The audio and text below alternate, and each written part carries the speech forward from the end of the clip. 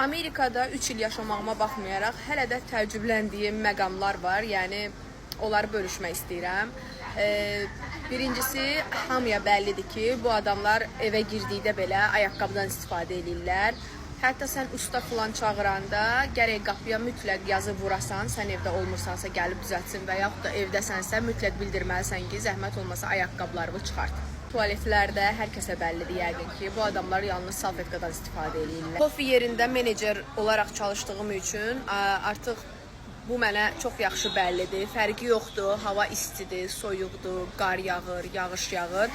Bu adamlar gəlib buzlu kofi alacaqlar. Məktəblərdə elə aşağı sinifdən, məktəbə qədər hazırlıqdan, birinci, ikinci sinifdən yay, qış, soyuq su və suyun yanında mütləq ki, buz olur.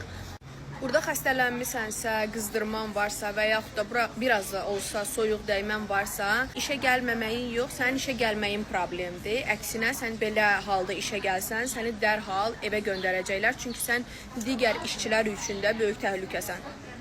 Amerikada ən çox təəccübləndirənlər sırasında məktublardır. Hər kəsin evinin qarşısında poçt qutusu var. Tutaq ki, gedib imtahan verirsən sürücülük vəsiqəsi üçün, onu sənə məktub formasında evə göndərirlər. Bank sifarişi verirsən, bank kartı sifariş verirsən, daha doğrusu bank kartı sənə evə gəlir.